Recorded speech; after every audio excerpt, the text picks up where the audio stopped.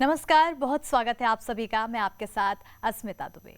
तो आज हम बात करेंगे चंद्र ग्रहण की, क्योंकि ये आज साल का आखिरी और दूसरा चंद्र ग्रहण है और ऐसे में ग्रहण चाहे जो भी हो उसके शुभ और अशुभ बहुत से संयोग होते हैं।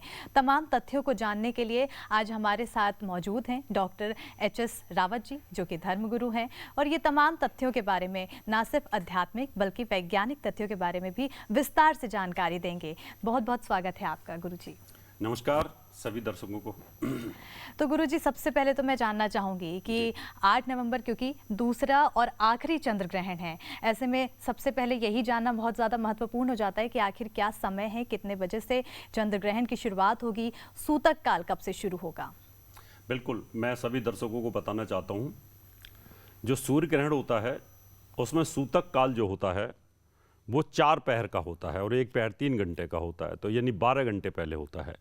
और चंद्र ग्रहण जो होता है इसमें 3 प्रहर यानी करीब 9 घंटे इसका सूतक काल होता है और सुबह 5:29 से यानी ये कह सकते हैं कि सूतक की शुरुआत है और ये जब तक ग्रहण का स्पर्श शुरू होगा नहीं उस समय तक ये सूतक काल रहता है और फिर ग्रहण काल की शुरुआत हो जाती है। यानी फिर 2:29 पर जाकर के यानी स्पर्श शुरू हो जाएगा।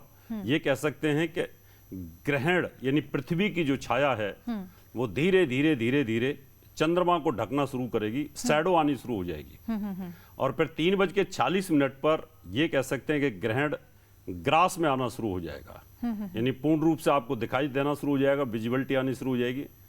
4:12 पर उसका पीक आवर रहेगा और शाम को 5:12 पर वो समाप्त हो जाएगा और फिर 6:19 पर उसका मोक्ष काल होता है, यानी समाप्त हो जाता है। मोक्ष काल का मतलब है कि अब कोई भी नेगेटिव प्रभाव नहीं है, उसके बाद स्नान और दान ये सब चीजें कर सकते हैं। तो ये आज का शेड्यूल रहेगा, ये कह सकते हैं कि हम इसके अंदर ग्रहण काल चलेगा और दिल्ली के अंदर जो इसकी विजिबिलिटी रहेगी वो सिर्फ 45 से 46 मिनट की है, बहुत ज्यादा नहीं है। और सबसे बड़ी बात है अस्मिता जी, ये जो चंद्र ग्रहण है और सूर्य ग्रहण था अस्त के टाइम पर, यानी सूर्य अस्त हो रहा था तो ग्रहण समाप्ति की तरफ था और ये चंद्र उदय ग्रहण है।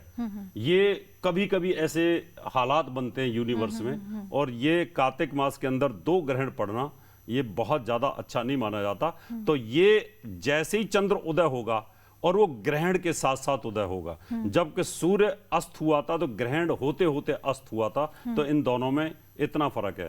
तो हमारे यहाँ पर दिल्ली के अंदर इसकी जो विजिबिलिटी है वो बहुत लंबे समय तक नहीं है और ये पूर्व भारत के जो हमारे पूर्वी हिस्से हैं, ऑस्ट्रेलिया है उनमें दिखाई देगा, न्यूजीलैंड की तरफ दिखाई देगा, या साउथ अमेरिका है उधर दिखाई देगा, या उत्तरी अमेरिका है उधर दिखाई देगा, कुछ हिस्सों में पाकिस्तान वगैरह इनमें दिखाई देगा। जैसे जैसे इसका मूवमेंट जाएगा उस प्रकार से ये दिखाई देगा और जहां जहां ये दिखाई देगा, जहां जहां पर ये छाया आएगी उन पर इसका नेगेटिव इफेक्ट अस्मिता जी रहेगा। बिल्कुल नेगेटिव इफेक्ट। और हमेशा ग्रहण को लेकर गुरुजी ये भी देखते हैं कि कुछ कुछ उसमें शुभ संयोग भी बनते हैं, तिथि उसकी क्या कुछ ऐसी कहलाती है, तो तिथि का बहुत ज़्यादा उस पर संयोग माना जाता है। ऐसे में वो कौन सी तिथि है जब ये ग्रहण लगेगा गुरुजी, और क्या क्या शुभ और क्या क्या अशुभ होने वाला है?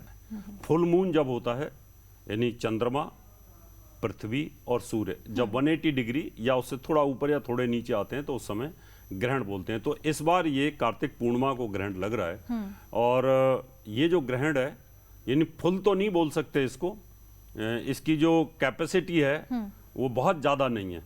जैसे आज से 4 साल पहले ग्रहण जो हुआ था वो बहुत फुल था तो उसके बहुत बड़े साइड इफेक्ट हुए थे। तो साइड इफेक्ट तो ग्रहण का होता ही है, तो ये हमेशा पूर्णिमा को ही लगता है और पूर्णिमा तिथि पर भी इस बार भी ये लग रहा है। बिल्कुल गुरुजी, ये भी होता है कि जब हम ग्रहण होता है तो हमें बहुत सी चीज़ें मनाही होती है, पाबंदियां लगा दी जाती है, क्या करना है क्या नहीं करना है, इसको लेकर तमाम सवाल हमारे दर्शकों के मन में होंगे।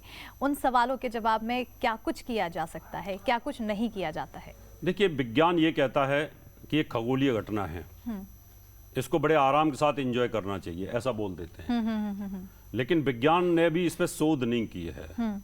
अगर वो शोध करते तो शायद ऐसा नहीं बोलते।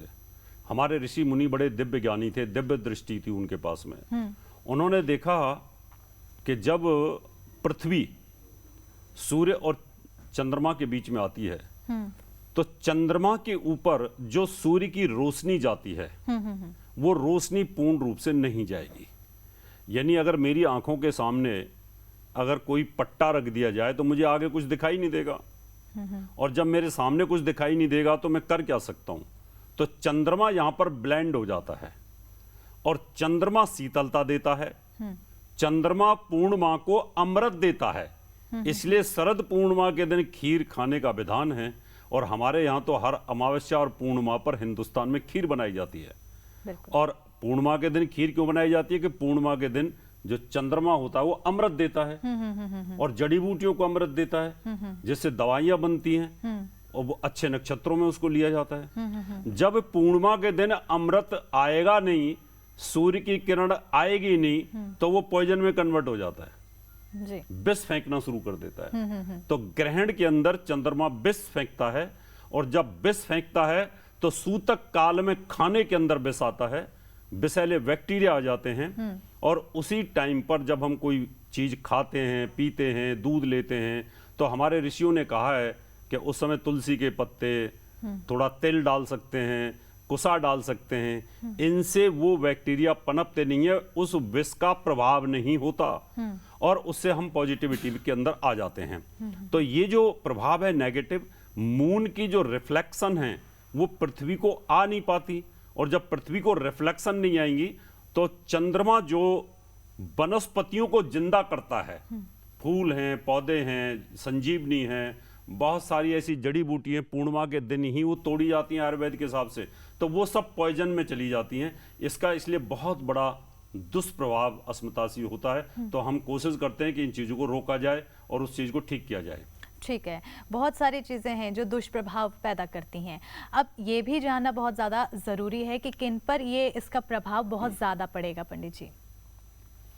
देखिए, गर्भवती जो महिलाएं होती हैं उन पर इसका सबसे ज़्यादा इफेक्ट आता है, और जो गर्भ से जानवर होते हैं उन पर इसका बहुत बड़ा इफेक्ट आता है। और पृथ्वी के गर्भ के अंदर जो फसल होती है, पृथ्वी गर्भवती होती है, यानी फसल डालते हैं, गेहूं, चावल, जो भी हम इस समय डालते हैं, इस समय गेहूं का है, चने का है, मटर का है, मूली का है, गाजर का है, आलू है, ये सब हम बोते हैं इस टाइम पर, उस पर इसका इफेक्ट आता है। क्योंकि जब ऊपर से किरण नहीं आएगी तो जो गर्भ के अंदर जो बच्चा पल रहा है उसको कहीं ना कहीं तो नेगेटिव इफेक्ट आएगा। अब आप इसको ऐसे समझ सकते हैं कि अगर मेरे पूरी बॉडी के सामने सूर्य की किरण ही ना आए और उस किरण से मैं संचालित होता हूं तो मेरा तो नेटवर्क फेल होगा। तो बच्चा जो पल रहा है अंदर, जब उसकी मां के ऊपर अगर पॉजिटिव रेज नहीं आएंगी तो बच्चा जो गर्भ के अंदर वो पॉजिटिव रेज, डेवलपमेंट वाली रेज लेगा नहीं। जब बच्चा डेवलपमेंट वाली रेज नहीं लेगा तो बच्चा ग्रहण गहीला बोलते हैं इसको, यानी उसमें ग्रहण आ जाएगा, कहीं ना कहीं उसका अंग भंग, पार्ट्स ऑफ बॉडी, उसका डेवलपमेंट रुक जाता है, आंख, कान, नाक, तो पता चल जाता है कि ये बच्चा ऐसा पैदा होगा। तो इसलिए कोशिश की जाती है कि ग्रहण के टाइम पर, चाहे वो गर्भवती जानवर हो और चाहे वो आपका घर का पालतू जानवर हो और चाहे स्त्री हो, उनको ग्रहण काल में बाहर नहीं निकलना चाहिए, पॉजिटिव एनर्जी के अंदर रहना चाहिए, और पॉजिटिव एनर्जी के टाइम पर अपने एनर्जी लेवल को ऊंचा रखना चाहिए। हमेशा ग्रहण के समय पर भजन, ध्यान, ये सब करते रहना चाहिए, और जो देव पूजा होती है वो वर्जित होती है। इसके अंदर मेडिटेशन है, इसके अंदर मंत्र जाप है, और चंद्र और सूर्य, इन सब की हम ध्यान कर सकते हैं, ग्रहों का जाप कर सकते हैं, जिससे कि हमारे शरीर के अंदर एनर्जी लेवल ऊपर बना रहे, हमारी प्राण शक्ति अच्छी रहे। और चंद्र ग्रहण हमेशा हमारे मन को अवसाद में डालता है, हमें डिप्रेशन में डालता है, और डिप्रेशन ना आए, कलेश ना हो, झगड़ा ना हो, मानसिक रोगी पूर्णिमा के दिन वो बड़े परेशान करते हैं, और जब चंद्र ग्रहण आएगा तो और ज्यादा उथल पुथल हो जाती है। तो इन चीजों को रोकने के लिए फिर पूजा पाठ का, अस्मिता जी, इसमें हम ध्यान रखते हैं। बिल्कुल, क्योंकि आपने पूजा पाठ की बात कही गुरुजी, तो पूजा पाठ के समय में मंत्रोच्चारण भी काफ़ी ज़्यादा अहम हो जाता है। ऐसे में कौन कौन से वो अहम मंत्र हैं जिनका जाप करने से इस दौरान लोगों के लिए अच्छा होगा और उनके लाभ के लिए वो लाभदायक होगा? बिल्कुल, बहुत अच्छा प्रश्न है। अब ये मेष राशि के ऊपर ग्रहण है और भरणी नक्षत्र के ऊपर ग्रहण है, व्यतिपात योग, उसके ऊपर ग्रहण है। अगर आप देखें तो जब ग्रहण पड़ता है तो जिस राशि पर ग्रहण पड़ेगा, और चंद्रमा ग्रहण में आता है राहु के साथ, चंद्रमा मनसो जातः चक्षो सूर्यो अजायत, चंद्रमा मन का कारक है। हमारे मन के ऊपर सोचने की किरणें नहीं आएंगी तो हम झटपट आते हैं, विचलित होते हैं, डिप्रेशन आता है, बेचैन होते हैं। अब उस चीज को ठीक करने के लिए हम अंदर से बॉडी के एनर्जी लेवल को हाई अगर कर लें, हम मन को मजबूत कर लें, तो उस समय पर आपको सफेद कपड़े पहनने हैं। ग्रहण काल में जैसे मैंने व्हाइट कपड़े पहन रखे हैं, ऐसे सफेद कपड़े आपको पहनने, उससे चंद्रमा मजबूत होता है। सफेद कपड़े पहनने के बाद में अब चंद्रमा के ऊपर ग्रहण है, क्योंकि चंद्रमा के ऊपर तो रोशनी आ नहीं रही है, और रोशनी नहीं आने दे रहे हैं राहु देव, क्योंकि उन्होंने ग्रहण से उसको ग्रसित किया है।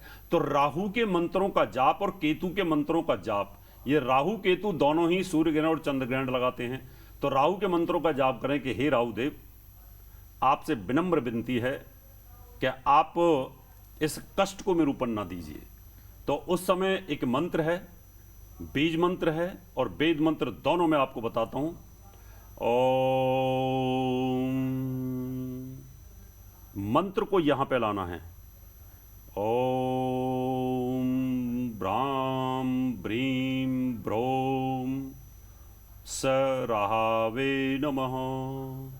इस प्रकार से ध्यान लगाते हुए, चंद्र को याद करते हुए, अपने ध्यान को चंद्र की तरफ रखें, चंद्रदेव की तरफ, और फिर इस मंत्र को जाप करते रहें, जिससे चंद्रमा की पॉजिटिव एनर्जी आपके अंदर बढ़े, राहु की नेगेटिव एनर्जी आपके पास से हट जाए, तो आपका मन डिप्रेशन में नहीं जाएगा।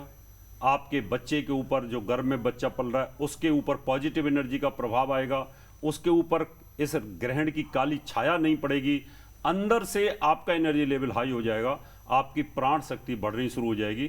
तो आपको इस मंत्र को जाप करना चाहिए मेष राशि वालों के लिए, क्योंकि मेष राशि के ऊपर ये ग्रहण है, तो उसके ऊपर इसका नेगेटिव इफेक्ट है। इसका सामने सूर्य ग्रहण भी है, क्योंकि सूर्य और केतु की युति है, तो केतु के मंत्रों का भी जाप कर सकते हैं, उससे भी आपको लाभ मिलेगा। लेकिन इस चंद्र ग्रहण में राहु का ही ज्यादा प्रभाव होता है, तो आप राहु के मंत्रों का जाप करेंगे। मेष राशि वाले व्हाइट कपड़े इस समय पहन के ज्यादा रखें, तो आपको कहीं ना कहीं लाभ निश्चित तौर पर मिलेगा। बिल्कुल, क्योंकि गुरुजी आपने मेष राशि का बताया, मेष राशि के लिए ये ग्रहण है और उन पर ज़्यादा प्रभाव पड़ेगा।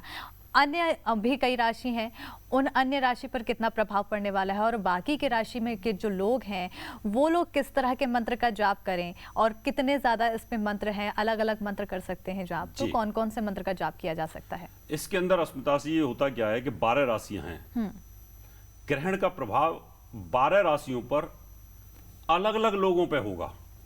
ये मैं आपको क्लियर कर दूं सबको, क्योंकि बहुत सारे लोग बता नहीं पाते इन चीजों को, सबके लिए एक जैसा बता देते हैं। मेष राशि के ऊपर ये ग्रहण है, क्योंकि मेष राशि के ऊपर राहु है। मान लो मेरी मेष राशि है, तो मेरे सिर पे राहु और चंद्रमा है, तो मुझे हाइपर टेंशन होगी, मुझे बेचैनी रहेगी, तो उसके लिए मैंने मंत्र बताया। अब वृष राशि, वृष राशि वालों के लिए ये जो ग्रहण जा रहा है, ये दादी के ऊपर जा रहा है, दादी और दादा के ऊपर जा रहा है। इसका मतलब वृष राशि वालों के लिए तो इफेक्ट तो है, लेकिन दादी के ऊपर है, आपकी दादी का स्वास्थ्य खराब हो सकता है। तो उस समय पर भी आपके मन में विचलित होना, टेंशन रहना, तो उस समय भी आप इस मंत्र का जाप कर सकते हैं, क्योंकि वो उधर जाएगा वहां पर। तो वृष राशि वालों को वृष राशि वालों को शुक्र के मंत्रों का जाप करना चाहिए, क्योंकि आपकी राशि का स्वामी शुक्र होता है। तो आप वही सफेद कपड़े पहने या दूधिया रंग के कपड़े पहन करके आप शुक्र देव को याद कर सकते हैं, ध्यान लगा सकते हैं, और साथ में उस मंत्र का जाप कर सकते हैं धीरे धीरे। ओम, वेद मंत्र बता देता हूं पहले। ओम सुम शुक्राय नमः, और बीज मंत्र है ओम द्राम द्रीम द्रोम सह शुक्रवे नमः। इस मंत्र का जाप कर सकते हैं, जिससे कि शुक्र आपका मजबूत होगा, तो आपकी राशि के ऊपर इसका नेगेटिव इफेक्ट नहीं आएगा। मिथुन राशि के लिए ये ग्रहण लाभ स्थान पर है, और लाभ स्थान पर एक पॉजिटिव साइन देता है, तो मिथुन वालों को खुश होना चाहिए, क्योंकि आपके कर्म भाव पर बृहस्पति बैठा हुआ है, तो आपके लिए अच्छा है। आप सिर्फ अच्छे के लिए प्रार्थना कर सकते हैं। बुद्ध देवता को, भगवान विष्णु को याद कर सकते हैं। ओम बुम बुद्धाय नमः, ओम बुम बुद्धाय नमः। आप हरे कपड़े पहन करके आप मंत्र जाप कर सकते हैं, तो आपके ऊपर इसका नकारात्मक प्रभाव नहीं होगा। कर्क राशि, कर्क राशि का स्वामी चंद्रमा होता है और चंद्रमा पर यह ग्रहण है, तो आपको सफेद कपड़े पहन करके चंद्रमा को मजबूत करना है, उसको स्ट्रॉन्ग करना है। तो आप ओम सोमाय नमः बीज मंत्र कर सकते हैं। ओम श्राम श्रीम श्रोम सह चंद्रमसे नमः, ये मंत्र जाप कर सकते हैं, तो आपको जो टेंशन आएगी वो कम होगी। सिंह राशि वालों के लिए इसका इफेक्ट कम रहेगा, बहुत ज़्यादा इफेक्ट नहीं, लेकिन रहेगा। सिंह राशि के स्वामी सूर्य है, तो वहाँ थोड़ी सी पिता के ऊपर इसका नेगेटिव इफेक्ट आने वाला है, यानी फादर के ऊपर हार्ट से संबंधित कोई तकलीफ आ सकती है। तो आप सूर्य के मंत्रों का जाप कर सकते हैं। ओम गिरणी सूर्याय नमः, ओम गिरणी सूर्याय नमः, ओम गिरणी सूर्याय नमः, ऐसे मंत्र जाप कर सकते हैं। ओम ह्राम ह्रीम ह्रोम सह सूर्याय नमः, सूर्य के मंत्रों का जाप करें। अब यहाँ कन्या राशि की बात करेंगे। कन्या राशि का स्वामी बुध होता है और बुध के मंत्रों का जाप कर सकते हैं, जैसे कि मैंने पहले आपको बुध के मंत्र की जानकारी दी। तुला राशि, तुला राशि के ऊपर शुक्र का प्रभाव होता है, और यहां आप देखेंगे तुला राशि से सप्तम भाव पर पत्नी के ऊपर इसका नेगेटिव इफेक्ट है। जैसे मैंने कहा, दादी के ऊपर इफेक्ट है, पिता के ऊपर इफेक्ट है, और तुला राशि वालों के लिए ये इनकी पत्नी के ऊपर या पति के ऊपर इफेक्ट है, तो उनको कोई तकलीफ ना हो। अगर आपकी पत्नी गर्भवती है तो आपको ध्यान रखना है, आपके पति हॉस्पिटलाइज हैं, बीमार हैं, तो आपको ध्यान रखना पड़ेगा। तो ये खास यहाँ पर ध्यान रखने की जरूरत आपको होगी तुला राशि वालों को। इसका मैंने मंत्र जाप आपको बता दिया है, आप इसको रिपीट करके आप सुन सकते हैं। वृश्चिक राशि वालों पर इसका नेगेटिव इफेक्ट रहेगा। वृश्चिक राशि का स्वामी मंगल है, और मंगल मृत्यु स्थान में चलेगा। चोट, एक्सीडेंट, दुर्घटना से आपको बचाव करने की जरूरत होगी, और तनाव, स्ट्रेस, इस पीरियड में आपको ट्रैवलिंग नहीं करनी, ये ध्यान रखना पड़ेगा। मंगल का मैं मंत्र आपको बता देता हूं। ओम क्राम क्रीम क्रोम सह भौमाय नमः, या आप ओम भौमाय नमः इस मंत्र का जाप कर सकते हैं, और अपने ऊपर ग्रहण काल में लाल कपड़ा पहन के रखें, जिससे कि मंगल मजबूत हो और साथ में चंद्रमा मजबूत हो, तो आपके ऊपर इस राहु का इफेक्ट कम हो जाए।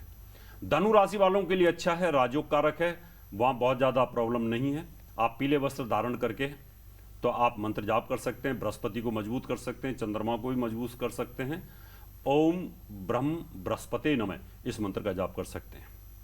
मकर राशि के लिए पॉजिटिव है, ज़्यादा नेगेटिव नहीं है, क्योंकि केंद्र के अंदर ये। कुंभ राशि पर थोड़ा सा इसका नेगेटिव इफेक्ट रहेगा, क्योंकि इसका प्रभाव तीसरे भाव में चलेगा।